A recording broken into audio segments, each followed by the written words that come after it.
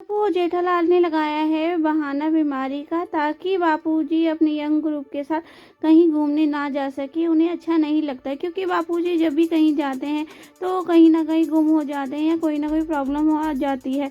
पर इस बात का डर है जेठालाल को। तभी ये बात बापूजी और हाथी भाई को भी पता लग जाती है। बापूजी कहते हैं कि मुझे पहले से ही सब कुछ पता है। वो कहते हैं कि आपको कैसे पता चला।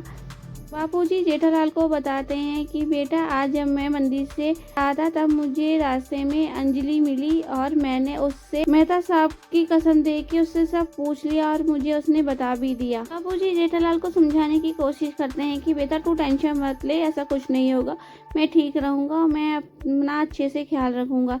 तभी जेठालाल और टप्पू बहुत परेशान हैं। उनके दिल में एक डर लगा रहता है कि कहीं कुछ हो ना हो, क्योंकि हर बार बापूजी के साथ कोई ना कोई प्रॉब्लम आके खड़ी हो जाती है। वहीं यंग ग्रुप जेठालाल के घर आ जाता है।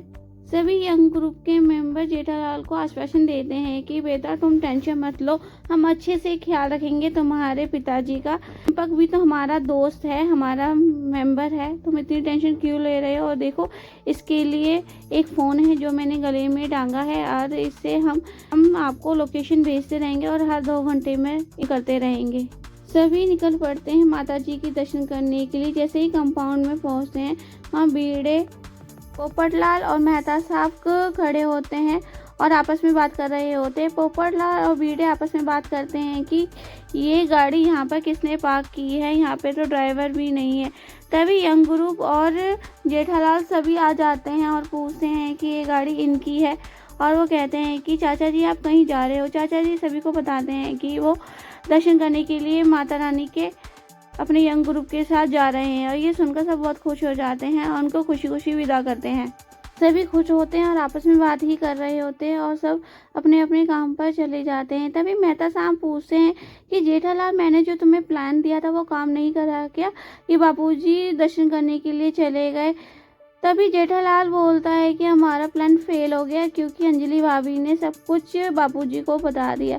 इस बात को सुनकर मेहता साहब को गुस्सा आ जाता है और वो अंजलि से पूछने के लिए अपने घर चले जाते हैं। वहीं जेठालाल और टप्पू भी होते हैं। जैसे ही मेहता साहब अंजलि भाभी से पूछते हैं, तब अंजलि भाभी बताती है कि तारक चाचा जी ने मुझे तुम्हारी वेट का कसम दे के सब कुछ पूछ लिया। मैं बताना नहीं चाहती थी, पर जब उन्होंने तुम्हारे वेट की कसम दी तो मुझे बताना पड़ गया। ये बात सुनकर मेहता साहब कहते हैं कि चलो कोई बात नहीं, तुमने ठीक किया। सभी शाम में सोडा पीने के लिए अब्दुल की दुकान पर आते हैं और सभी आपस में बात कर रहे होते हैं। और जेठालाल इमोशनल हो जाता है कि बापूजी के बिना कितना सूना लग रहा है। तभी वीडे बोलता है कि जेठालाल, तुम एक छोटे बच्चे की तरह अपने बापूजी को प्यार करते हो। आज भी तुम्हें देखकर पता लगता है कि तुम्हें उनके जाने का कितना गम है। और जैसे एक बच्चा अपने पिता के जाने के बाद मायूस हो जाता है, वैसे तुम मायूस हो जाते हो। सभी पिता के बारे में अलग अलग अपने सुझाव देते हैं। कहते हैं कि एक पिता ज़िंदगी में क्या महत्व रखता है उस बच्चे को ही पता है। वो हमारी ज़िंदगी में एक आदर्श बनते हैं, जो हमें शिक्षा देते हैं, एक जो हमें नई राह दिखाते हैं। सब अपना अपना पॉइंट ऑफ व्यू रखते हैं पिता के बारे में। यही एपिसोड ख़त्म होता है। आगे के एपिसोड के लिए प्लीज़ चैनल को सब्सक्राइब कीजिए, लाइक कीजिए, कमेंट कीजिए। Thank you for watching.